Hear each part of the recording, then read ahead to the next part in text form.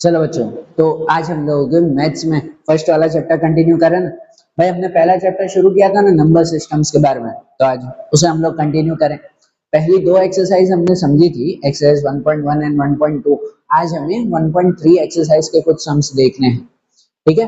अच्छा, पर वो एक्सरसाइज शुरू करें ना उससे पहले जो है वो एक नया टॉपिक हमें समझना है, तो वो नया टॉपिक आप लोग ध्यान देना। देखो, पहले हमने समझा था इस चैप्टर में पहले की दो एक्सरसाइज में वो रैशनल और इरेशनल नंबर के बारे में। स्टार्टिंग में हमने सब नंबर का क्लासिफिकेशन समझा था कि natural number, whole number, integers, rational, irrational किसे कहते हैं, ये सब हमने समझा था ना। याद है ना कि रैशनल नंबर वो कि जिसे p अपॉन q फॉर्म में लिखा जा सके, तो वो रैशनल नंबर्स कहलाते हैं। और इरेशनल नंबर वो कहलाते हैं जिसे p अपॉन q फॉर्म में नहीं लिखा जा सके। उसके बारे में कुछ कुछ इंफॉर्मेशन वो हमने आगे की एक्सरसाइज में देखी थी। 1.1 1.2 पहले हमने देखा था। अब यहाँ जो दूसरी एक्सरसाइज शुरू करनी है ना, उसमें नया टॉपिक हमें शुरू करना है, वो है डेसिमल एक्सपांशन का। डेसिमल एक्सपांशन का एक टॉपिक हमें समझना है। अच्छा, अब ये डेसिमल एक्सपांशन क्या है? तो सिंपल वे में डेसिमल एक्सपांशन मतलब कोई भी फ्रैक्शन को डेसिमल में कन्वर्ट करना। जो फ्रैक्शंस होते हैं भाई, न्यूमरेटर डिनोमिनेटर अपॉन में जो नंबर दिए गए होते हैं, उन्हें डेसिमल में मतलब कि भाई पॉइंट में कन्वर्ट करना, वो डेसिमल एक्सपांशन है कि नहीं। देखो, जब हम कोई भी फ्रैक्शन को पॉइंट में डेसिमल में कन्वर्ट करना है ना, तो अलग अलग सिचुएशन आती है। सपोज अगर कोई नंबर दिया हुआ है कि 127 अपॉन 8, ये फ्रैक्शन कहलाता है। फ्रैक्शन है ना ये, कि अपॉन में दिया हुआ न्यूमरेटर डिनोमिनेटर है। अब इसको हम डिवाइड करेंगे तो कुछ आंसर पॉइंट में आएगा। वो पॉइंट का आंसर मतलब वही तो हम डेसिमल एक्सपेंशन कहते हैं कि नहीं, होता है ना। लेकिन जब हम इस फ्रैक्शन को डेसिमल में कन्वर्ट करते हैं, पॉइंट में कन्वर्ट करते हैं, तो अलग अलग तरह की सिचुएशंस क्रिएट होती है। सिचुएशन बता रहा हूँ कि जैसे भाई एक ऐसा हो सकता है कि अगर ये क्वेश्चन है 127 अपॉन 8, इसको अगर हम लोग डिवाइड करें, तो अगर इसको डिवाइड करें ना, यहाँ रफ में डिवाइड कर रहे हैं कि 127 डिवाइड बाय 8 करते हैं, जैसे नॉर्मल डिवाइड करते हैं वैसे ही कि भाई 8 1 जा 8, यहाँ पे 4 बचेगा, 12 में से 8 जाएगा 4, ये 7 नीचे लाएंगे। फिर उसको आगे हम लोग करें कि भाई 8 5 जा 40, यहाँ कितना 7 बचेगा। अब आगे कुछ नंबर लाने के लिए नहीं है, तो डेसिमल पॉइंट रख के आगे हम लोग जीरो लगाते हैं। ऐसा ही होता है ना यार डिवाइड तो। अब जीरो लगाया, अब इसे आगे हम लोग करेंगे तो भाई क्या हो जाएगा, 8 8 जा 64 होगा ना, 8 8 जा 64, कितना बचेगा 6 बचेगा। फिर एक जीरो और कुछ भी नहीं, तो जीरो ही लगाएंगे। फिर रखेंगे 8 7 जा 56, 4 बचेगा, फिर एक जीरो होगा, एंड 8 5 जा 40, हुआ ना ये बराबर। आखिरी में रिमाइंडर 0 0 कंप्लीट हो गया, ये हुआ ना।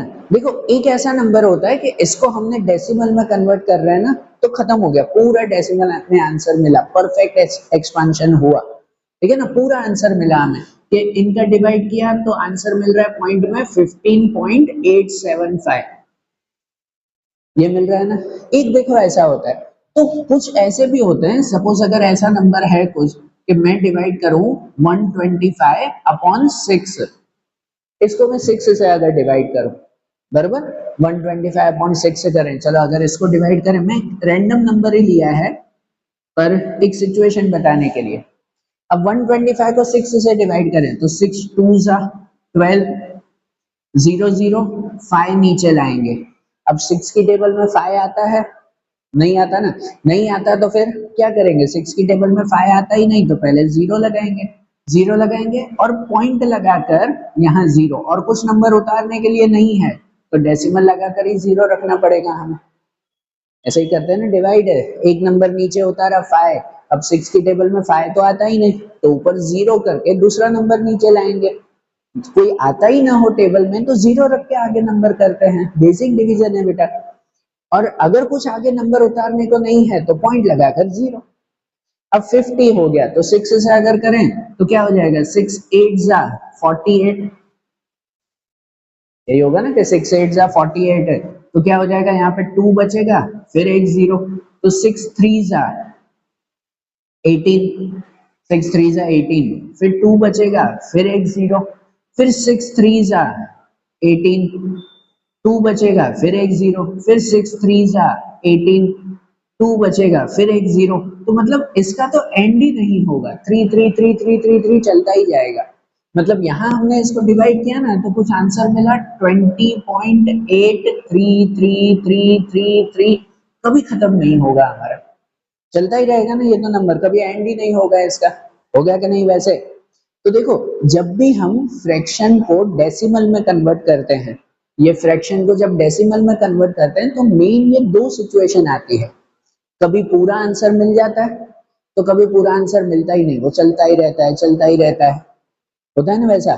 तो इसके हिसाब से डेसिमल के मेन ये दो टाइप कहते हैं कि जिसका पूरा आंसर मिल जाए, पूरा आंसर मिल जाए उसे हम लोग कहते हैं कि टर्मिनेटिंग टर्मिनेटिंग डेसिमल एक्सपेंशन, वो टर्मिनेटिंग डेसिमल कहते हैं। भले पीछे एक्सपेंशन ना लिखो तो भी ठीक है, पर वो टर्मिनेटिंग डेसिमल कहलाता है, भले इसे हटा दो।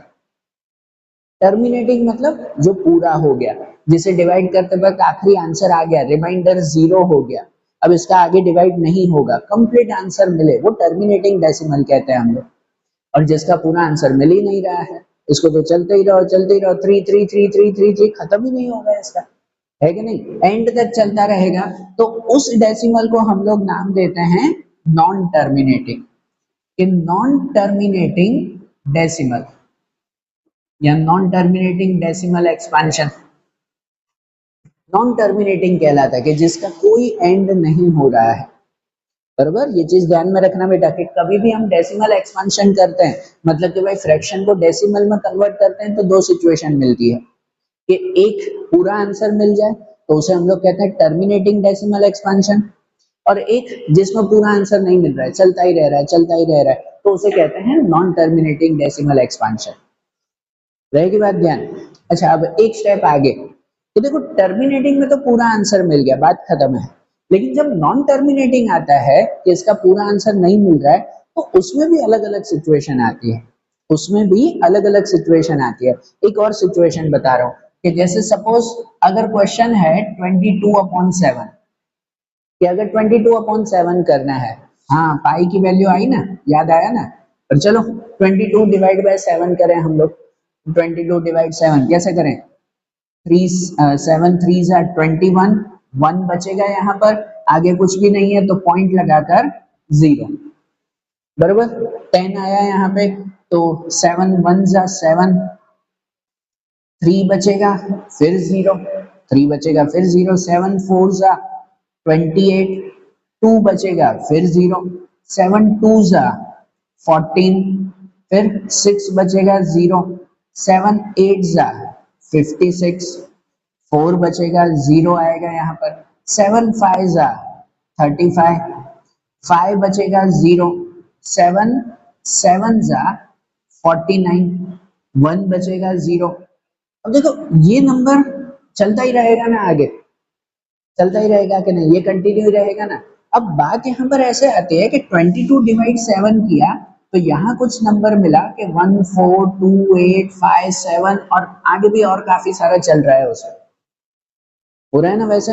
अब इसमें ऐसी सिचुएशन है कि कभी जो पूरा आंसर मिल जाता है वो तो टर्मिनेटिंग है, वो तो बरोबर है, उसे तो टर्मिनेटिंग कहेंगे। लेकिन जो नॉन टर्मिनेटिंग है, जिसका आंसर पूरा मिल ही नहीं रहा है, उसमें दो सिचुएशन होती है कि या तो सेम नंबर रिपीट होता रहेगा, या तो सेम नंबर रिपीट होता रहेगा, जैसे 3 3 3 3 है, और जरूरी नहीं एक ही सेम नंबर हो, कभी कभार दो दो सेम नंबर होते हैं, कभी कभार तीन तीन सेम नंबर भी होते हैं, पर same same same same repeat हो रहा है और खत्म ही नहीं होगा। एक वो सिचुएशन रहती है, और एक वो सिचुएशन रहती है कि जिसमें सेम सेम रिपीट नहीं हो रहा है, जिसमें सेम सेम रिपीट नहीं है, सब अलग अलग नंबर आ रहे हैं, सेम रिपीटेशन उसमें नहीं है, तो वो भी अलग सिचुएशन रहती है।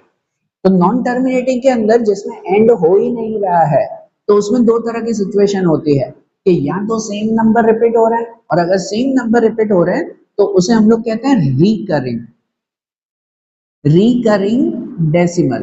रिकरिंग का मतलब होता है सेम रिपीटेशन। तो अगर नॉन टर्मिनेटिंग में सेम नंबर ही रिपीट होते जा रहे हैं तो उसे रिकरिंग डेसिमल कहते हैं, और अगर नॉन टर्मिनेटिंग में सेम नंबर रिपीट नहीं हो रहे हैं तो उसे हम लोग कहते हैं नॉन रिकरिंग डेसिमल। बता रही है समझ में? ठीक है ना, ये चीज ध्यान में रखना बेटा कि भाई नॉन टर्मिनेटिंग में दो सिचुएशन आती है कि जो एंड नहीं हो रहा है, अगर उसमें सेम नंबर रिपीट होते जा रहे हैं तो उसे हम लोग रिकरिंग डेसिमल कहते हैं, और अगर सेम नंबर रिपीट नहीं हो रहे हैं तो उसे नॉन रिकरिंग डेसिमल कहते हैं हम लोग। ठीक है ना, नॉन टर्मिनेटिंग में। बाकी टर्मिनेटिंग में तो खत्म हो गया, पूरा आंसर मिल गया, बात खत्म, कंप्लीट आंसर है उसका।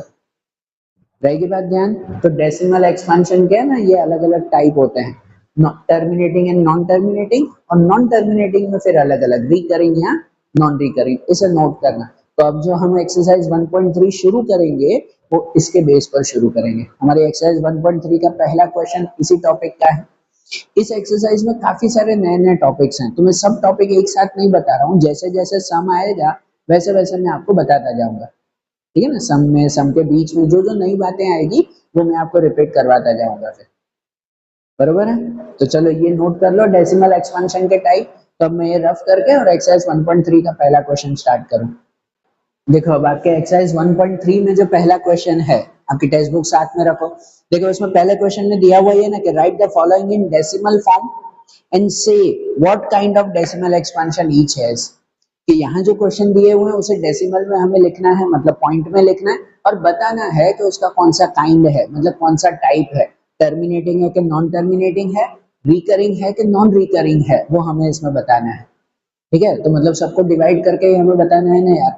तो देखो जैसे पहले में फर्स्ट दिया हुआ है 36/100, पहला दिया हुआ है 36/100। अब पता है अपॉन में 100 हो, अपॉन में अगर 100 हो तो डिवाइड करने की जरूरत ही नहीं है ना। अपॉन में 10, 100, 1000 होता है तो हम सीधा डेसिमल लिख ही देते हैं, सीधा ही पॉइंट लगा देते हैं कि अगर अपॉन 100 है तो 2 नंबर छोड़ के पॉइंट लगा देंगे। 10 होता तो एक नंबर छोड़ के पॉइंट लगाते, 1000 होता तो 3 नंबर छोड़ के पॉइंट लगाते। ऐसे ही करते हैं ना। तो 36/100 उसको तो सीधा ही लिख सकते हैं 0.36। ठीक है, 0.36 इसका तो सीधा ही आंसर है। 100 है तो 2 नंबर छोड़ के पॉइंट यहाँ पे 0.36 आ जाएगा, हो जाएगा ना वैसे। एंड 0.36 ये पूरा मिला, चल रहा है क्या कंटिन्यू, आगे और होगा? नहीं होगा, पूरा आंसर मिला तो इसे कहेंगे कि इट इज टर्मिनेटिंग डेसिमल। कौन सा डेसिमल कहलाएगा? Terminating decimal expansion. पूरा लिखो टर्मिनेटिंग डेसिमल एक्सपेंशन या सिर्फ टर्मिनेटिंग डेसिमल, दोनों सही। बराबर, हर एक का डिवाइड करके बताना है कि वो टर्मिनेटिंग है कि नॉन टर्मिनेटिंग, रिकरिंग है कि नॉन रिकरिंग। तो ये तो टर्मिनेटिंग ही कहलाया पहला, है कि नहीं? फिर सेकंड में देखें कि दूसरा कौन सा है, 1/11 है। तो दूसरा 1/11 उसका डिवाइड करके देखें, और डिवाइड डायरेक्टली ना हो तो हम रफ में करते हैं ना यार, क्या दिक्कत है कि 1/11 करें। 1/11 है, 11/1 नहीं है, ध्यान रखना भाई। तो 1/11 करें। सबसे पहले 11 की टेबल में 1 आता है? आता ही नहीं है। और अगर नहीं आता है तो 0 लगा के एक पॉइंट रखो। अच्छा एक पॉइंट कुछ है भी नहीं उतारने के लिए, तो पॉइंट लगाकर 0 लगा देंगे हम लोग। ठीक है ना, तो 10 हो जाएगा इसमें। तो अब फिर से 11 की टेबल में 10 आता है? नहीं आता है, अभी भी नहीं आता। तो अगर नहीं आता है तो फिर से ऊपर 0 लगाकर नीचे एक और नंबर, कुछ नहीं है तो 0 ही लगाएंगे हम भी। ऐसा ही होगा ना, अगर उसकी टेबल में नहीं आ रहा है नंबर तो ऊपर 0 लगाकर फिर नीचे हम फिर से एक 0 रखते हैं। तब 11 की टेबल में 100, तो 11 की टेबल में 100 से आएगा ना कि 11 9 जा 99, 1 बचेगा। 1 बचेगा, एक नंबर हम नीचे उतारते हैं 10। एक नंबर तो लीगली उतारते हैं, वो तो होता ही है कि जितना भी यहाँ पर बचे उसके साथ एक नंबर नीचे। तो 10 आया। फिर से देखते हैं कि 11 की टेबल में 10 आता है? नहीं आता है। तो 11 की टेबल में 10 नहीं आता तो ऊपर 0 लगा के फिर एक नंबर उतारेंगे। एक नंबर तो हम सीधा ही उतारते हैं ना, लेकिन उसके साथ भी अगर उसकी टेबल में नहीं आ रहा है, नंबर उतारने के बाद भी 11 की टेबल में ये नहीं आ रहा है, तो ऊपर 0 लगाकर फिर एक 0 लगा देंगे हम लोग। फिर से 100, तो फिर 11 9 जा 99, फिर 1 बचेगा, 0 भी पीछे रखेंगे। फिर से 11 की टेबल में 10 आता है? नहीं आता है। नहीं आता है तो फिर 0 रख के और यहाँ पे भी एक 0 रखेंगे। फिर 11 9 जा 99, फिर 1 बचेगा 0, फिर 11 की टेबल में 10 नहीं आता, फिर ऊपर 0 लगाएंगे। मतलब ये तो चल ही रहा है ना, 09090909 चल ही रहा है इसमें, है कि नहीं। मतलब इसका अगर हम लोग एक्सपांशन करें 1/11 का, तो 1/11 का एक्सपांशन होगा 0.090909, खत्म ही नहीं होगा उसमें, ऐसा होगा ना। तो ये कौन सा कहलाया, ये नॉन टर्मिनेटिंग कहलाया। ये जैसे टर्मिनेटिंग कहते हैं, ये नॉन टर्मिनेटिंग। और सेम नंबर रिपीट हो रहा है ना, तो उसे कहते हैं नॉन टर्मिनेटिंग रिकरिंग डेसिमल, ठीक है ना। रिकरिंग कहलाएगा कि सेम नंबर रिपीट हो रहा है। और एक नई बात है इसमें कि जब भी कोई सेम नंबर रिपीट होते जा रहा है, खत्म नहीं हो रहा है, सेम नंबर रिपीट हो रहा है, तो उसे शॉर्ट में लिखने के लिए जो भी सेम नंबर रिपीट होता हो उसके ऊपर जो है वो एक डैश, एक बार की साइन लगाते हैं, बार की साइन कहते हैं ऊपर जो लाइन आती है।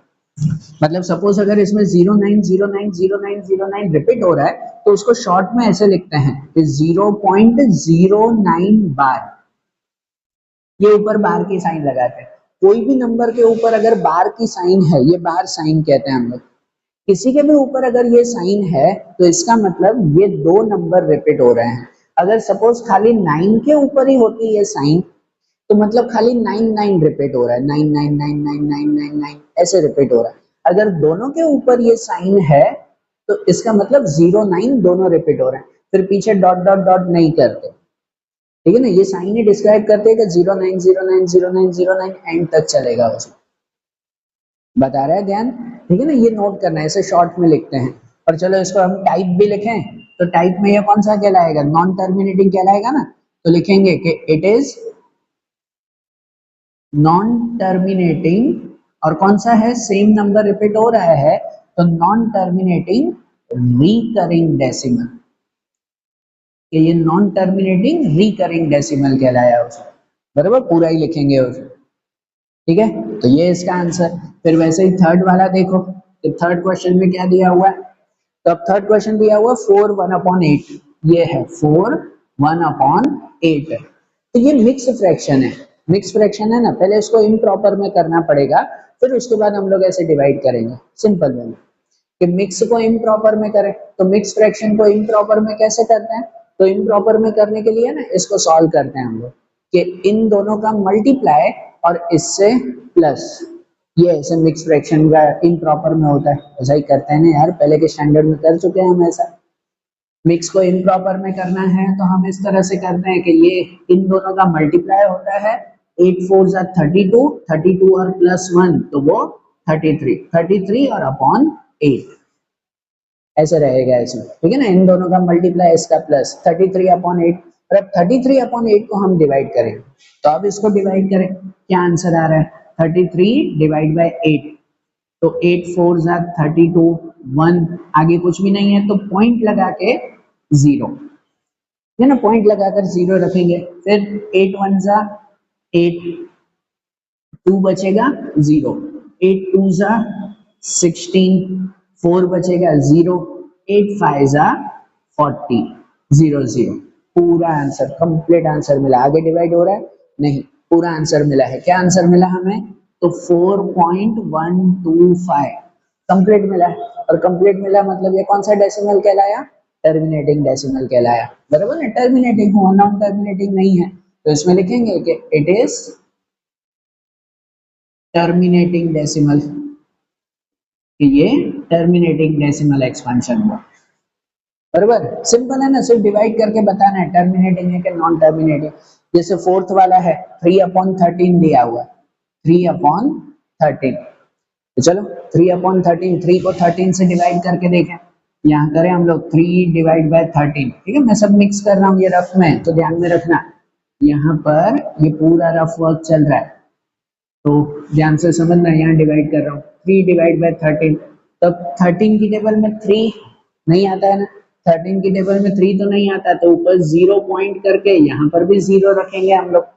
अब 30 आएगा तो 13 2 जा 26, ऐसे ही रहेगा ना, 13 2 जा 26। फिर कितना बचेगा, 4 बचेगा 0, तो 13 3 जा 39, 13 3 जा 39, 1 बचेगा 0 साथ में रखेंगे हम।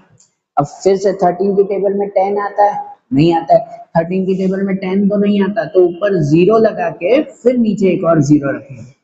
एक जीरो जो लीगली आता है हमारा, बराबर, और दूसरा जीरो रखने के लिए ऊपर एक जीरो रखते हैं हम लोग।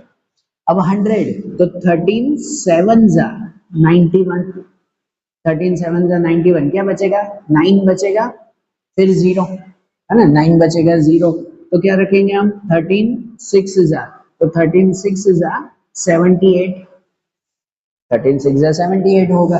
अब कितना बचेगा यहाँ पर, तो 2 एंड 1 1 2 और पीछे जीरो, फिर 13 9 जा 117, 13 की टेबल याद करना बेटा पहले, पक्का ना, तो 13 9 जा 117, 3 बचेगा, फिर जीरो, ऐसे हुआ ना।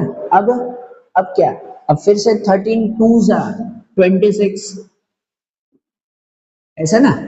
देखो भाई ध्यान से, अब यहाँ से नंबर फिर से रिपीट होंगे, जहां हमारा शुरू हुआ था 30 से, तो 30 फिर 26 फिर 40 फिर 100, ऐसा करते करते वापस 30 आ गया, वापस 30 आ गया ना, तो फिर से वही होगा, 26 माइनस करेंगे 4 बचेगा, 40 फिर 100 बचेगा, फिर 90 बचेगा। अब फिर से रिपीट होते जाएंगे कि नहीं, इसमें होंगे ना रिपीट। यहाँ पे हमारा 2 3 0 7 6 9, फिर से 2 आ गया, तो फिर से 2 3 0 7 6 9, फिर से रिपीट होगा, फिर से आएगा 2 3 0 7 6 9, ये कभी एंड ही नहीं होगा। ये हम एक सर्कल में फंस गए कि यहाँ पे 2 से शुरू हुआ था, घूमते घूमते वापस 2 पे ही आ गया, फिर से वही चलेगा 2 3 0 7 6 9, फिर से वही लाइन चलेगी, उस चलेगी ना। तो मतलब ये कहीं पर भी एंड होगा नहीं, नहीं होगा ना एंड, तो मतलब कि इसका हमारा आंसर मिला है 0.230769, फिर 230769, ऐसे चलता रहेगा, चलता रहेगा। और सेम नंबर रिपीट हो रहे हैं ना, या अलग अलग हो रहे हैं, सेम हो रहे हैं। देखो सेम में जरूरी नहीं कि ऐसे दो दो सेम हो, या तीन तीन सेम हो, या एक एक सेम हो, कभी कभी चार चार पांच पांच छह छह भी सेम होते हैं। जैसे इसमें 230769, 230769, छह छह नंबर रिपीट हो रहे हैं। तो जब हम उसको बाहर में लिखते हैं, ऐसा लिखते हैं कि 0.230769, पूरे के ऊपर लाइन, तो ये पूरे ही छह नंबर बार बार रिपीट होते जाएंगे। तो ये कौन सा हुआ हमारा, ये हुआ नॉन टर्मिनेटिंग रिकरिंग। रिकरिंग ही हुआ ना, एक तो नॉन टर्मिनेटिंग खत्म नहीं होगा, और सेम नंबर रिपीट हो रहे हैं, है ना, भले छह छह पर सेम सेम ही रिपीट हो रहे हैं, तो उसे हम लोग रिकरिंग कहते हैं। तो इसलिए इसके लिए लिखा जाएगा कि भाई it is non terminating, non terminating recurring decimal, ठीक है, ध्यान रखना बेटा। फिर उसके बाद फिफ्थ वाला क्वेश्चन, अब फिफ्थ में क्या दिया हुआ है, 2/11 है, कि 2/11, जैसे 1/11 किया था, 2/11 करके देखें, तो चलो 2 डिवाइड बाय 11 करेंगे, तो 11 की टेबल में 2 तो नहीं आता, जीरो पॉइंट करके यहाँ पे भी जीरो लिखेंगे हम लोग, तो 20, तो 11 1 जा 11, 20 से छोटा भाई, 11 1 जा 11, 9 बचेगा, जीरो लाएंगे हम लोग, तो 11 8 जा 88, बराबर, कितना बचेगा 2 बचेगा, जीरो, फिर 11 1 जा 11, 9 बचेगा, जीरो, फिर 11 8 जा 88, है ना, फिर 2 बचेगा, फिर 11 1 जा 11, वही नंबर रिपीट होते जा रहे हैं ना 90, तो फिर 11 8 जा 88, ठीक है ना। हाँ मजा आ रहा है, वही चलता जा रहा है, चलता जा रहा है, चलता जा रहा है, 18 18 18 18, वही रिपीट हो रहा है, सेम नंबर रिपीट हो रहे हैं इसमें भी, और कहीं खत्म नहीं होंगे, तो 0.181818 रिपीट ही होते जा रहे हैं, ऐसा ही होगा ना। और इसको अगर हम लोग शॉर्ट में लिखे तो ऐसा लिख सकते हैं कि 0.18 बार, 18 रिपीट हो रहा है, ये दो ही रिपीट हो रहा है। तो ये भी कौन सा हुआ, ये भी हुआ हमारा non terminating recurring decimal, recurring है कि नहीं, रिकरिंग है, यहाँ पे भी सेम सेम रिपीट हो रहे हैं, तो मतलब इसके लिए भी लिखा जाएगा कि it is non terminating recurring decimal, ठीक है ना। मेरी हैंडराइटिंग छोटी और खराब है, आप लोग ध्यान देना भाई, बरोबर लिखना। ये भी नॉन टर्मिनेटिंग और रिकरिंग है, सेम नंबर रिपीट हो रहा है। और फिर फिफ्थ में सिक्स्थ में दिया हुआ है 329/400, 329/400, चलो अब इसे डिवाइड करें, यहाँ डिवाइड करते हैं कि 329/400 है, तब इससे हम लोग डिवाइड करें, पहले तो 400 की टेबल में 300 आएगा, नहीं आएगा, 300 आएगा ही कैसे? तो सबसे पहले तो 0 पॉइंट करके यहाँ पर भी 0 रखेंगे हम लोग, 0 ही रखा जाएगा ना। अब 400 की टेबल में 3200, तो 4 8 जा हो जाएगा 3200,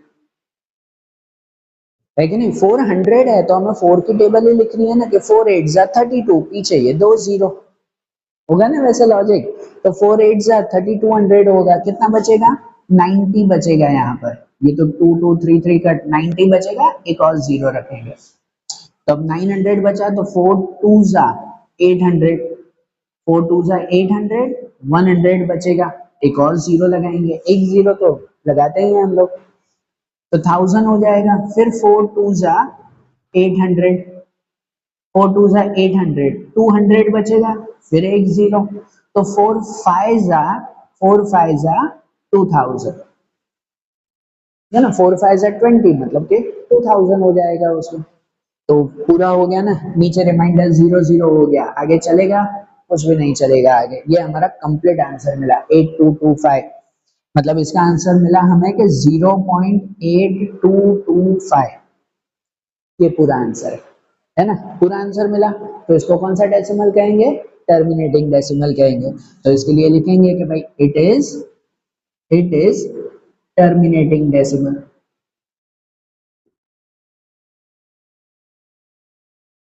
आई बात ध्यान, सिंपल है ना?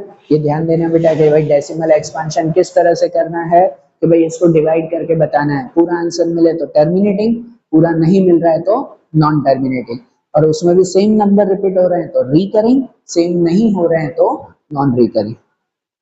बताएंगे ऐसा पक्का? ये 6 क्वेश्चंस अच्छी तरह से लिख लो, याद कर लो, ये 6 क्वेश्चंस नोट कर लो, तो फिर उसके बाद एक सेकंड वाला क्वेश्चन देखे साथ में। फिर 1.3 में एक सेकंड क्वेश्चन है। एक सेकंड क्वेश्चन थोड़ा सा लॉजिकल और थियरी वाइज दिया हुआ है, ध्यान से समझना, आपकी टेक्स्ट बुक भी साथ में रखो। अब जैसे सेकंड क्वेश्चन दिया हुआ ना, लिखा हुआ you know that 1/7 equal to 0.142857, यहाँ पर 1/7 इक्वल टू 0.142857 बार ये दिया हुआ है, ऊपर बार दिया हुआ है पूरे का, इसका मतलब ये 6 के 6 नंबर रिपीट हो रहे हैं। ऐसा हुआ ना, 142857 142857 142857, वो रिपीट ही होता जाएगा ना उसमें, ठीक है? चलो, तो ये 1/7 का आंसर है। अब साथ में लिखा हुआ है can you predict what the decimal expansion of 2/7 3/7 4/7 5/7 6/7 without actually doing the long division, and if so how? ये 1/7 का अगर ये आंसर है तो क्या 2/7 3 4 5 6/7 इन सब का आंसर हमें मिल सकता है विदाउट डिवीजन? डिवाइड नहीं करना है, 2 डिवाइड बाय 7 करके मत लिखो, 3 डिवाइड बाय 7 करके मत लिखो, डायरेक्ट आंसर। तो क्या डायरेक्ट आंसर मिल सकता है इसका? हाँ कि ना? तो हाँ मिल सकता है। कैसे मिल सकता है? तो एक सिंपल सी बात समझो, जब डिनोमिनेटर इक्वल है, डिनोमिनेटर मतलब जो नीचे का नंबर है 7, वो डिनोमिनेटर अगर सब में इक्वल है और ऊपर के नंबर में अगर 1 का आंसर दिया हुआ है, 1 का आंसर दिया हुआ है, तो बाकी 2 3 4 5 6 इन सब का आंसर ढूंढने के लिए 1 के आंसर को ही सिर्फ गिवन नंबर से मल्टीप्लाई कर देते हैं।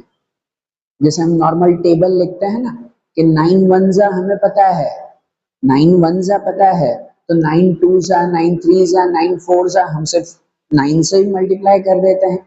तो उसी तरह से अगर 1 का आंसर हमें पता है, डिनोमिनेटर सब में सेम है, अगर अलग अलग होते तो फिर नहीं होता ऐसा, लेकिन अगर डिनोमिनेटर सेम है सब में 7 7, 1 का आंसर पता है, तो बाकी का आंसर ढूंढने के लिए सिर्फ मल्टीप्लाई कर देंगे। भाई जैसे 2/7 ढूंढना है, तो जो ये आंसर है 1 का उसको मल्टीप्लाई 2 कर देंगे, तो हमें 2/7 का आंसर मिल जाएगा। जो ये आंसर है उसको मल्टीप्लाई 3 कर देंगे, तो 3/7 का आंसर मिल जाएगा। जो ये आंसर है उसको मल्टीप्लाई 4 कर देंगे तो 4/7, इसको 5 से 5/7 और इसको 6 से 6/7 का आंसर। तो सबका आंसर बिना डिवीजन किए भी मिल जाएगा, मल्टीप्लाई करके मिल जाएगा हमें आंसर, मिलेगा ना वैसे? पक्का ना? हाँ ऐसे ढूंढ सकते हैं हम लोग। तो देखो 1/7 का आंसर है, मल्टीप्लाई हम ऐसे ही रफ में कर सकते हैं, कि 1/7 का आंसर है 0.142857 बार। ऊपर बार तो है ही, चलो ठीक है। अब 1/7 से अगर 2/7 का आंसर ढूंढना है तो इसी नंबर को मल्टीप्लाई बाय 2 कर देते हैं। मल्टीप्लाई 2 और मल्टीप्लाई करना तो आता ही है, ओरली भी हो जाता है कभी कभी। तो कि 2 सही करें, 2 7 जा 14, ऊपर 1 बचेगा, 2 5 जा 10 और 11 ऊपर 1, 16 एंड 17 ऊपर 1, 2 2 जा 4 एंड 1 5, 2 4 जा 8, 2 1 जा 2 और आगे 0 पॉइंट है ना, 2 0 जा 0, वो तो वैसे ही रहेगा। मतलब 2/7 का आंसर मिल जाएगा हमें 0.285714, उसके ऊपर बार। तो 1/7 का आंसर था, 2/7 का आंसर मिल गया बिना डिवाइड किए। ठीक है ना, होता है भाई ऐसा। अगर किसी में भी 1 का आंसर दिया हुआ है और दूसरा कोई भी आंसर ढूंढना हो तो बस उस नंबर से मल्टीप्लाई कर देते हैं। 5 का आंसर ढूंढना हो तो उसको 5 से मल्टीप्लाई, 3 ढूंढना हो तो उसको 3 से मल्टीप्लाई, ऐसे कर देंगे ना नॉर्मल। तो अब अगर 3/7 ढूंढना है तो यही जो 1/7 था कि 142857, उसको अब मल्टीप्लाई बाय 3 कर देंगे, है कि नहीं। मल्टीप्लाई 3 कर दे तो 3/7 का आंसर मिलेगा कि भाई 3 7 जा 21, 3 5 जा 15 और 17, 3 8 जा 24 एंड 25, 3 2 जा 6 एंड 7, सॉरी 2 है तो 8, 3 4 जा 12 एंड 4। तो इसका आंसर क्या मिला हमें, इसका आंसर मिला 428571। तो इसका आंसर भी सीधा मिल गया 0.428571। अरे बात ध्यान, ठीक है ना, 3/7 का भी आंसर मिल गया ना हमें। ठीक है, फिर 4/7, तो 4/7 इसी नंबर को 4 से मल्टीप्लाई कर दें। आप भी कर सकते हो, मैं यहाँ पे सब बता रहा हूँ, आप भी पहले डायरेक्टली बुक में ट्राई करो। उसको अब 4 से मल्टीप्लाई कर दो। तो 4 से मल्टीप्लाई करें, 4 7 जा 28, 4 5 जा 20 एंड 22, 32 एंड 34, बराबर ना, मैं जल्दी कर रहा हूँ, 11 16 एंड 17 एंड 5। तो इसका आंसर मिल गया 0.571428, ऐसे मिला, मिला ना ऐसा। फिर 5/7 ढूंढना है तो अब इसको फिर से 5 से मल्टीप्लाई करो, 0.142857, उसको मल्टीप्लाई बाय 5।